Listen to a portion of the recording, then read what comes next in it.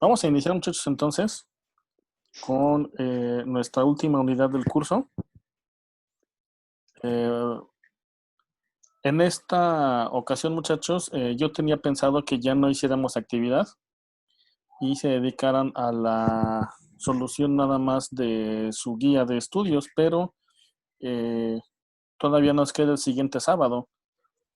Entonces, vamos a ver hoy la última unidad y la próxima semana vamos a dedicarla a dar un repaso general.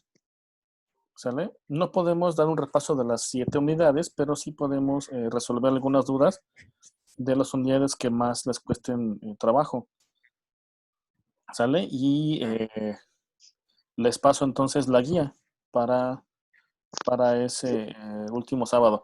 También, muchachos, tengo entendido que no les hicieron llegar la presentación de esta unidad, ¿verdad? De No, las todavía 7. no. Ok, no se preocupen, chicos. Para esta unidad nada más es pura teoría y lo que van a hacer son nada más 2 mapas mentales, entonces pues son sencillos, no se preocupen.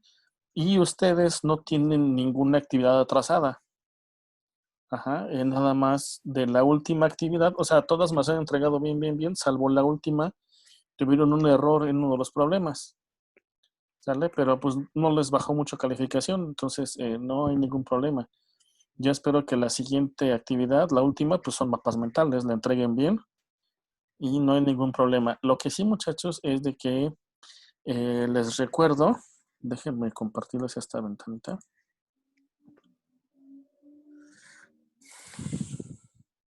¿Ahí la ven, chicos? Sí. Sí. Que esta parte de participación habíamos quedado que era la solución de la guía. Entonces, chicos, como pueden darse cuenta, pues va a valer un 20% de su calificación. Entonces, la guía que les envíe yo el próximo sábado, que les mande el próximo sábado, esa tendrán que responderla para que tengan esos hasta 20 puntos de su calificación, ¿sale? Ujú. Eh, y ya con eso completemos los 100 puntos. Ya tienen la exposición, tienen las actividades que prácticamente con esta última, que no hay ningún problema, los tendrán también. Estos 20 son importantes de la guía que tienen que presentar.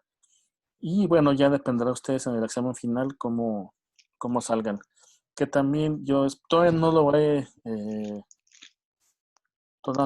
lo he capturado, pero pues yo creo que también no va a ser muy complicado, ¿sale? Entonces, chicos, pues los felicito. Hasta ahorita van trabajando muy bien. Eh, no tengo ninguna preocupación con ustedes. Nada más sí hay que darle el último jalón al final con la guía y el examen, ¿no? Porque ahí son 50 puntos de su calificación. Prácticamente si salimos mal en esos dos, pues ya estuvo que no le hicimos. ¿Claro, chicos? Sí.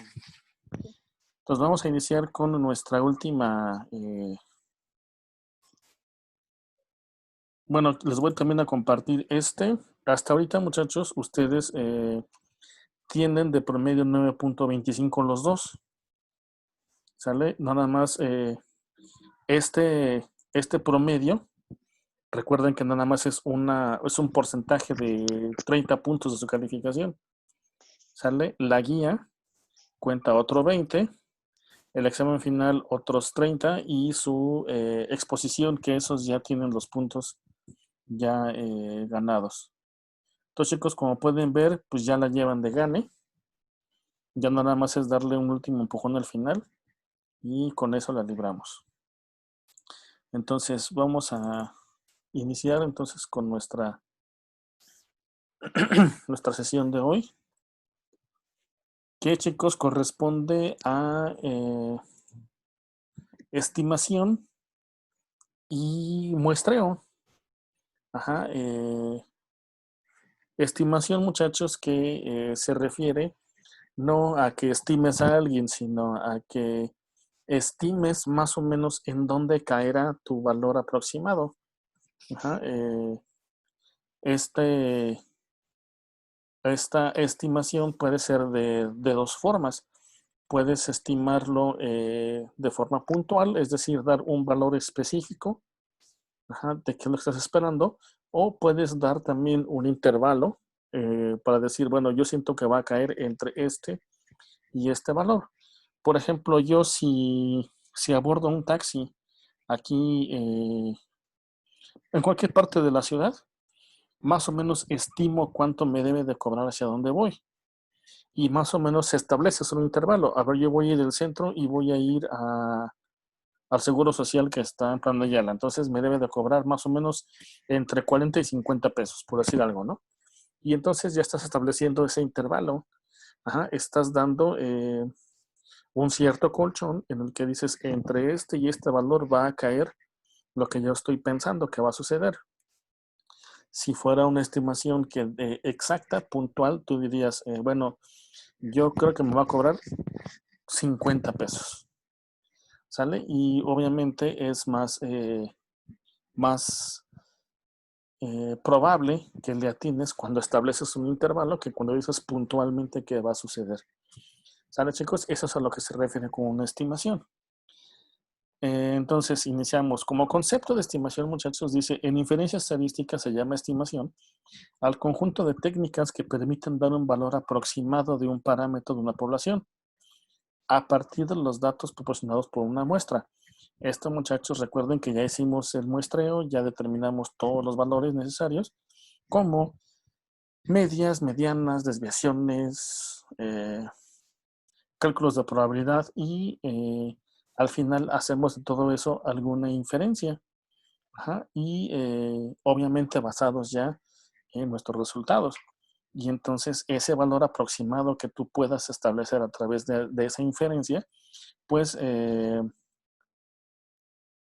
es el que vas a decidir, ya sea de estas dos maneras, de manera puntual o de manera de intervalos.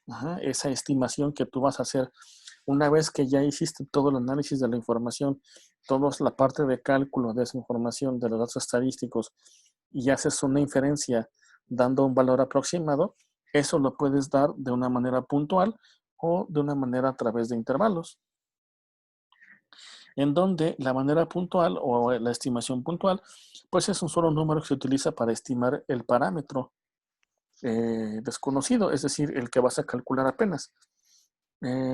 Pero tú dices exactamente el valor que tú estás esperando que suceda. Y si tú estableces un intervalo, es decir, si haces la estimación pero a través de intervalos, entonces tendrás un rango de valores entre los cuales tú crees que va a caer ese parámetro que estás calculando. Yo, por ejemplo, supongamos que hago un análisis y digo de la población de México, de los muchachos entre 20 y 30 años, las personas que más fuman tienen entre 23 y 25 años. Entonces yo estoy estableciendo que mi parámetro va a estar en un rango de valores. Y tú estableces obviamente el rango. Pero obviamente, muchachos, este rango no es nada más decir, se me ocurre que entre este y este. Se determina a través justamente de los parámetros que calculamos en el análisis. Yo puedo decir, mi media poblacional está en 25 años y mi desviación son más o menos 3. Entonces mi rango va a ir del 25 menos 3 a 25 más 3. Entonces iría de 22 a 28. Esa es la manera en cómo tú vas a establecer esos intervalos. No es nada más de que yo creo que sea de aquí a acá. Es decir, si estableces el intervalo, pero utilizando los datos que ya calculaste originalmente en todo tu procedimiento estadístico, ¿no? Aquí viene justamente, este intervalo de confianza se construye de manera que la probabilidad del parámetro de la población se localice en algún lugar del intervalo. Es decir, tú estableces ese intervalo esperando que el parámetro que tú vas a calcular caiga justamente en alguna parte de ese intervalo. No quiere decir que sea exactamente la mitad. Puede ser muy pegado al límite inferior, muy pegado al límite superior, pero no importa, siempre y cuando caiga en ese intervalo. Y esto, muchachos, esta estimación esta comprobación de que caiga en ese intervalo de valores o que sea puntual y se ajusta la que estás calculando, eso te va a ayudar a rechazar o aceptar hipótesis. Ajá. Si tú esa inferencia que estás haciendo después de todo lo que investigaste, se podrá aceptar o rechazar siempre y cuando ese parámetro calculado caiga en ese intervalo de valores o que sea igual al que tú puntualmente estableciste. Pero también podemos agregarle a esto un error. Ajá. Esta forma o este error se puede establecer o se puede estimar de dos maneras. Ajá. Por la extensión del intervalo y por la probabilidad de que el verdadero parámetro poblacional se encuentre dentro del intervalo. Es decir, tú vas a establecer el rango, pero siempre vas a tener un error. Entre más intervalo más grande tengas, obviamente pues el error va siendo menor, pero también tu rango de confianza también va siendo menor. Y también puedes que tengas un error estableciendo el intervalo, ajá, es decir, los valores de los límites superior e inferior, y la probabilidad de que realmente el parámetro caiga en ese intervalo también puede tener un cierto error. Ajá, y ese error también es calculado, no es establecido. Ajá, vamos a ver más adelante, pero cuando tú dices, yo estimo con una confianza del 95% que mi parámetro va a caer de este a este rango. Ajá. Y entonces, al establecer el 95, estás tomando en cuenta un error del 5%. Uh-huh. Es decir, si lo vemos como una campana de Gauss, entonces de la campana tomas el 95% de ella y tú dices que entre este y este va a caer tu parámetro, pero también tendrás dos pedacitos de error en los cuales puede caer. Ajá, entonces eso también se calcula dependiendo la confianza que utilices.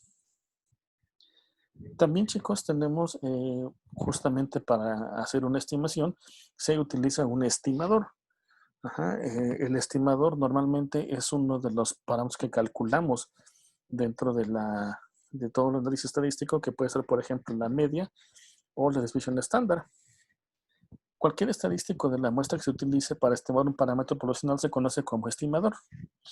Es decir, un estimador es un estadístico de la muestra utilizado para estimar un parámetro poblacional. La media de la muestra, o X barra, puede ser un estimador de la media de la población, μ, y la proporción de la muestra que se puede utilizar como un estimador de la proporción de la población. Ajá, entonces, puedes utilizar un parámetro de los ya calculados justamente para poder utilizarlo como un estimador y a través de él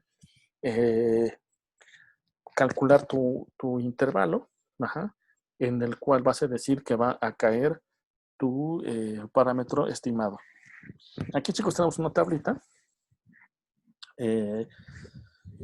haciendo o más bien tratando de ejemplificar o establecer un estimador en algunos casos. Tenemos aquí la población en la que estamos interesados. Ajá. Sería los empleados de una fábrica de muebles. Uh-huh. Los candidatos a gerente de la ciudad de Chapel Hill. O también los adolescentes de una comunidad dada. Esas tres son poblaciones en las que se supone que estamos haciendo algún estudio y algún parámetro que puedas utilizar de esa población puede ser, en el primer caso de los empleados, la rotación media de empleados por año. Es decir, en un año, ¿cuántas veces rotan de personal en esos puestos? Ajá. Entonces calculas la media y eso te puede servir como un parámetro de la población. En el caso de candidatos a gerente, puedes tener también como parámetro la educación formal que hayan tenido, ajá, y sacas la media en años. Ajá, si estudió, no sé, 25 años, si estudió 20, 23 o si nada más 17, o cuántos años estudió formalmente, es decir, universidades, escuelas, y calculando la media, puedes establecerlo como un parámetro de medición. Y en los docentes de una comunidad dada, puede ser la proporción que tiene antecedentes penales. Ese también puede ser un parámetro que puedas medir. Ujú. ¿Cuál sería el estadístico que se utilizaría como estimador? Para este primer caso de los empleados de la fábrica de muebles, la rotación media de empleados en un mes. Ajá, ya siendo más específicos, ajá, primero estamos estableciéndolo por año, ajá, como un parámetro nada más para estimar, pero ya el estadístico ya calculado para hacerlo como estimador sería la rotación por mes. Ajá. En el caso de los candidatos, la educación formal media de cada quinto solicitante, es decir, de los candidatos, cada 5 candidatos vas a hacer eh, el cálculo o el estimado de su educación formal media. Ajá. Aquí quedamos que era la media de toda la población y aquí nada más la media de la muestra. Ujú. Y en el caso de los adolescentes de la comunidad, la proporción de una muestra de 50 de ellos que tiene antecedentes penales, es decir, de toda la comunidad de adolescentes, eh, vas a sacar nada más la muestra de 50 que tengan antecedentes penales. Ajá, y ese será como tu estadístico. ¿Y cuál sería la estimación? Suponiendo que la rotación media de empleados por un mes haya sido, perdón, por año haya sido 8.9% de rotación, la cantidad de años que estudiaron formalmente son 17.9 y el 2% de la población tiene antecedentes penales. Sí, chicos, ese es un ejemplo más o menos de cómo se irían aplicando o ejemplificando cómo podrías tomar los estimadores en cada uno de los casos. Obviamente, esto va a ir variando dependiendo los estudios que le hagas a la muestra, ¿no? Ahora, chicos, para seleccionar un buen estimador, hay que tener en cuenta 4 aspectos muy importantes. Primero, que sea un estimador insesgado. ¿Alguien, chicos, sabe qué significa o a qué se refiere con insesgado? No. No, profe, la verdad no. ¿No? Supongamos que usted, Emanuel, tiene un negocio de pinturas, ajá, y Sí, trabaja para una compañía, digamos la Firestone, ¿sale? La que hace llantas. sí. Y trabaja usted en el almacén. Y entonces le piden que pinte en, en el piso unas líneas de divisiones en las que va a ir cada lote de llantas. Ajá. Si se lo piden a usted que utilice pintura para pintar esas líneas, ¿usted cree que sería una proposición sesgada o insesgada? Podría decirse, por lo que entiendo de la palabra, sería sesgada. Es sesgado el asunto, ¿no? ¿Por qué? Porque usted va a utilizar sus pinturas para hacer el trabajo. Ajá. Sí. Entonces, estarían, si lo que la empresa pretende es ahorrarse costos, pues a lo mejor puede salir al revés, ¿no? Porque usted se los puede vender más caros. Y como yo lo voy a hacer, pues yo me contrato a mí mismo y yo los hago. Ajá. Entonces, ahí habría un cierto sesgo en el asunto. Entonces, el estimador que va a utilizar debe de ser insesgado, es decir, no debe tener tendencias hacia uno o hacia otro de los fenómenos. Debe ser, digamos, algo neutral. Ajá. Dice, esta es una propiedad deseable para un buen estimador. El término insesgado se refiere al hecho de que una media de la muestra es un estimador no sesgado de una media de población, porque la media de la distribución muestral de las medias, de las muestras tomadas, es igual a la media de la población misma. Podemos decir que un estadístico es un estimador insesgado o no sesgado, si en promedio tiende a tomar valores que están arriba del parámetro de la población que se está estimando con la misma frecuencia y la misma extensión con la que tiende a asumir valores abajo del parámetro poblacional, es decir, que sea igual de probable que tome valores hacia arriba del dato calculado o hacia abajo. Ajá, es decir, que no tenga tendencias hacia ninguno de los dos lados, que sea, vamos a poner los términos como neutral, ¿no? que no tenga tendencias hacia uno o hacia otro de los lados. Debe de ser eficiente. Otra propiedad deseable del estimador es que sea eficiente. Esto se refiere al tamaño del error estándar del estadístico. Si comparamos dos estadísticos de una muestra de mismo tamaño y tratamos de decidir cuál de ellas es un estimador más eficiente, escogeríamos la estadística que tuviera el menor error estándar o la menor desviación estándar de la distribución muestral. Si tú de una muestra sacaste una media y una desviación estándar y luego sacas otra media y te da valores más grandes de media y más grandes de desviación estándar, entonces esa muestra la vas a desechar. La que te vas a quedar es con la que tiene datos menos erróneos o la que se acerca más a la media poblacional y que tiene menos errores de desviación. Es decir, que los datos están más cerca de la media. Eso es como que más consistente.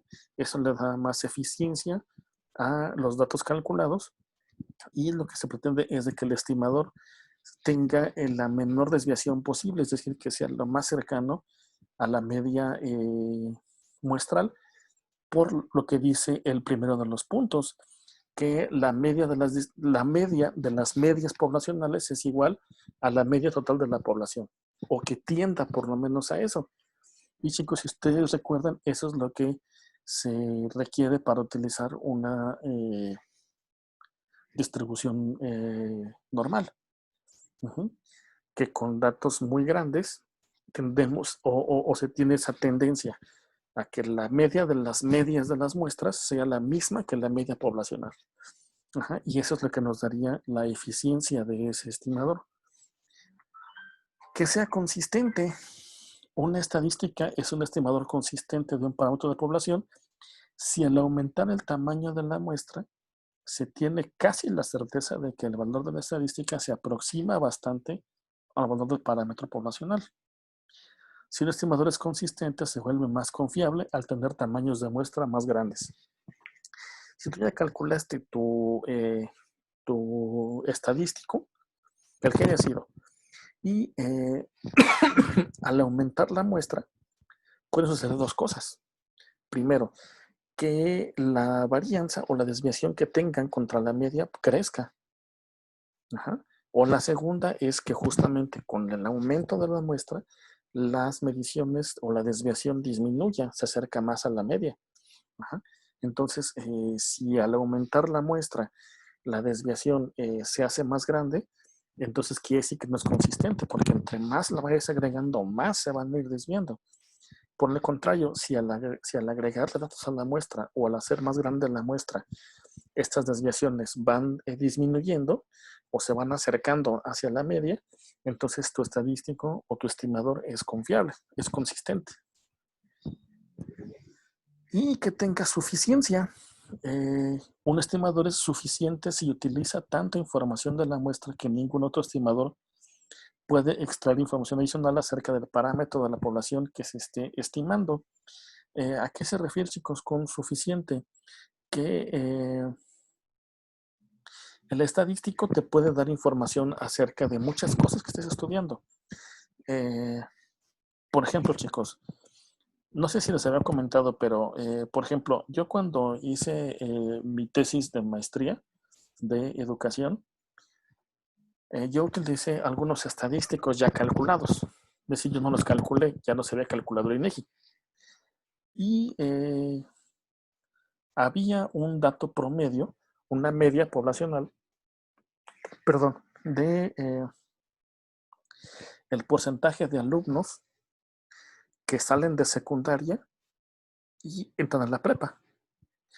Y resultó que del 100% de alumnos que sale de la secundaria, solamente el 12% entran a prepa. Entonces, ese estadístico está calculado y ahí está el número, nada más. Pero de ese número puedes sacar muchas inferencias. Una puede ser que el nivel educativo en México, por consiguiente, debe ser malo. Otro, que los alumnos o las personas entre esas edades ya no les interesa estudiar. Al no estudiar, no consiguen un buen empleo y por tanto el nivel económico será medio o bajo. Se va a dedicar a el dinero fácil, a robar, a asaltar, a delinquir o a vender pues, fayuca o cositas de esas o no sé, dedicarse al mercado informal. Va a crecer el mercado informal. Es decir, puedes inferir muchas cosas a partir nada más de un solo dato.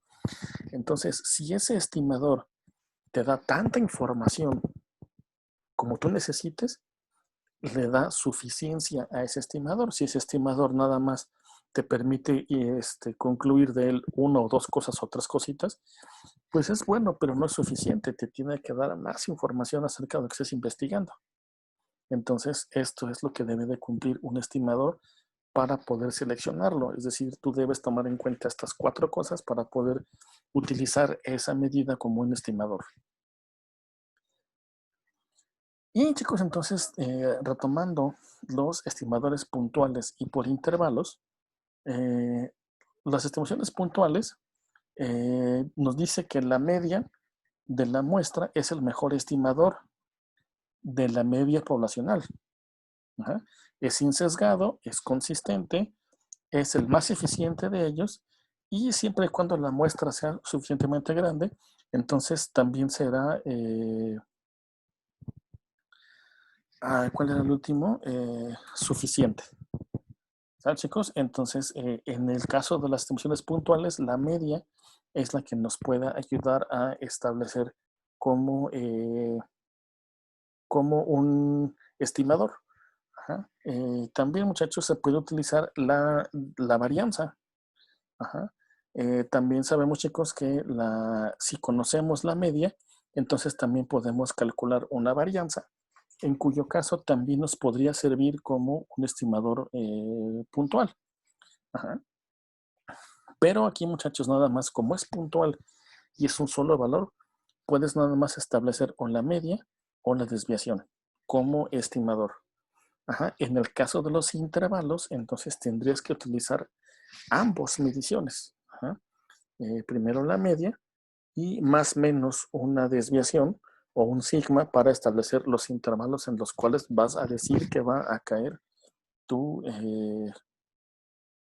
tu dato que vas a calcular, ¿no? En esas estimaciones de intervalos, el propósito de tomar muestras es conocer más acerca de la población. Obviamente, chicos, entre más grande sea la población, más se acerca a la población misma.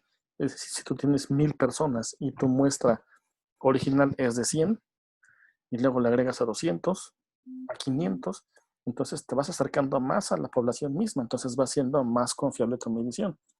Obviamente corres el riesgo de que tus estimadores también se vayan haciendo más grandes, ¿no? En cuyo caso te estás arriesgando a que tus conclusiones no sean del todo confiables. Podemos calcular esta información a partir de las muestras como estimaciones puntuales o como estimaciones por intervalos. Una estimación de intervalo describe un rango de valores dentro del cual es posible que esté el parámetro de la población. Chicos, es lo que te decíamos, ¿no? Estableces tu intervalo utilizando la media y cierto rango utilizando la varianza y a través de eso vas a decir, yo establezco con tanto nivel de confianza que mi parámetro va a caer entre estos dos rangos. ¿Y por qué? No es porque a mí se me ocurra, sino porque ya está calculada la media poblacional que tiene esta varianza y entonces ya sobre esos datos ya calculados ya puedo estimar bien o con más seguridad hacia dónde creo que van a caer mis intervalos.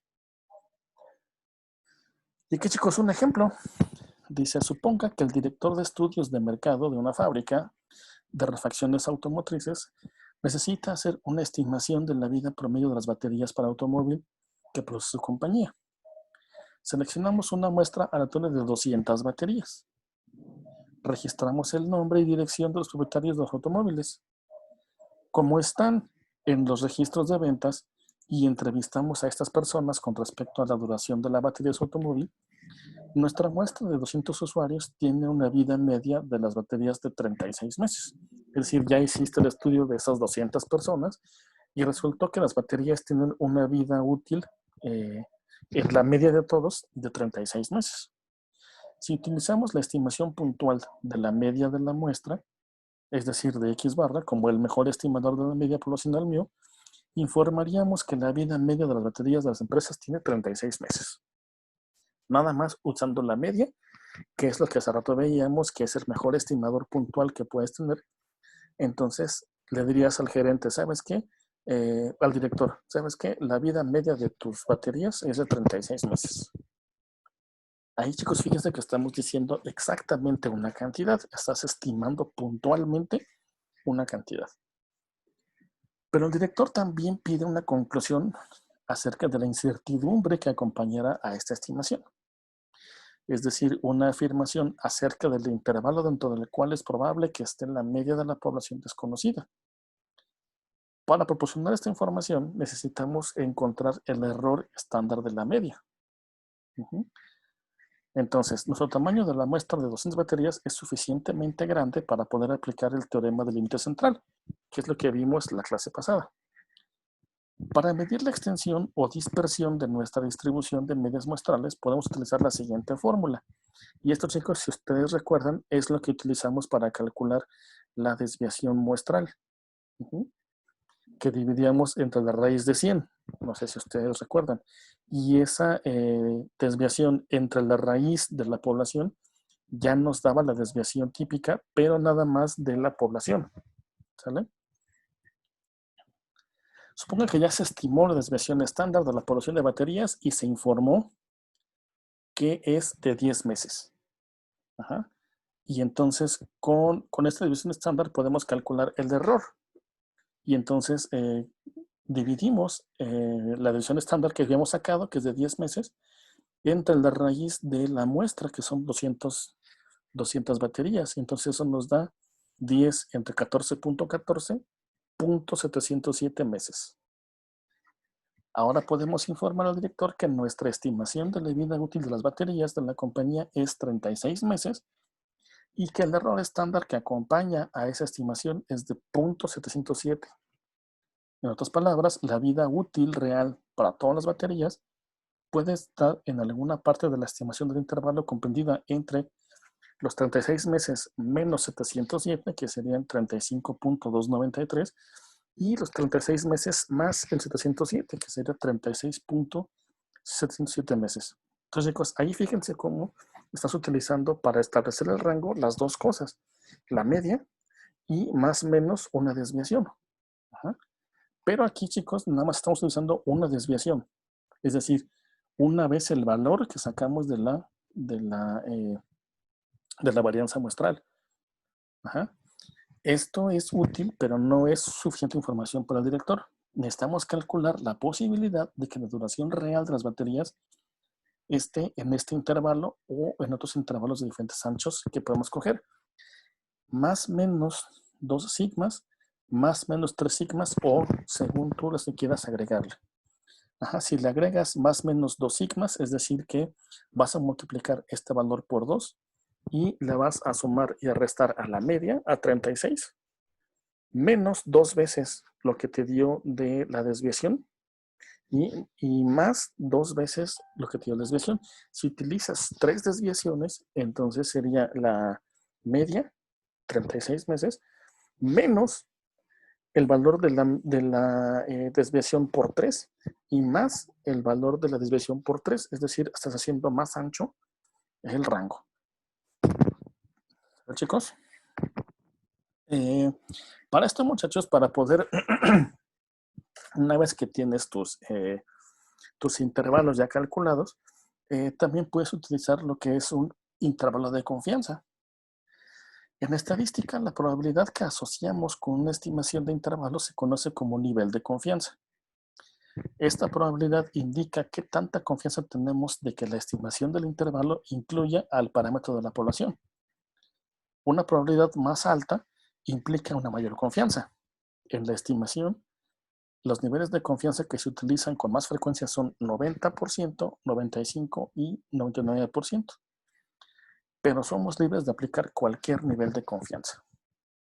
Y aquí, muchachos, también ya tenemos algunas tablas de distribuciones ya establecidas para estos niveles de confianza, para 90, 95 y 99%. Entonces, chicos, ¿a qué se refiere ese intervalo de confianza? Pues al rango de la estimación que estamos haciendo. Ajá, por ejemplo, aquí en la figura tenemos una, digamos, ejemplificación o un gráfico que nos da a entender a qué nos referimos con una confianza del 95%. Ajá. Es decir, que aquí tenemos que de la campana, el 95% es donde estimamos que va a caer nuestro intervalo, o más bien nuestro parámetro que vamos a calcular.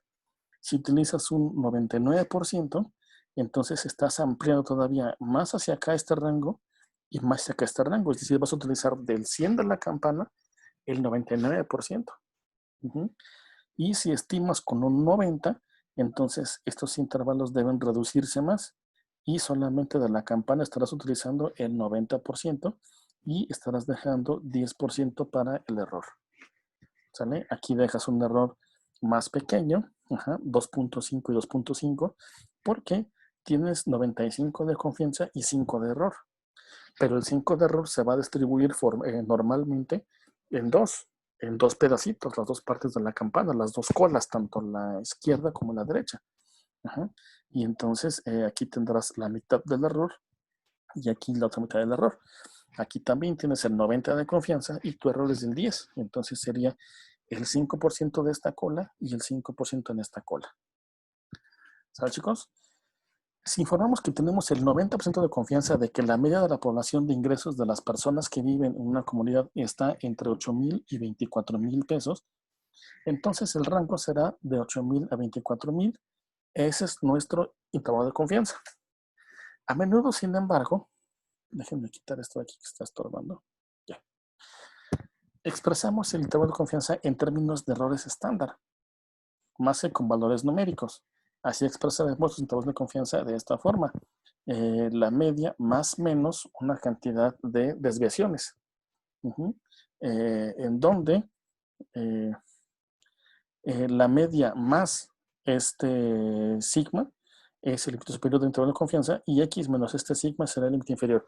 Lo que te decíamos, si le agregas más menos un sigma, entonces estarás haciendo más ancho tu intervalo. Si agregas 2 veces sigmas, entonces estarás haciendo más ancho y sucesivamente.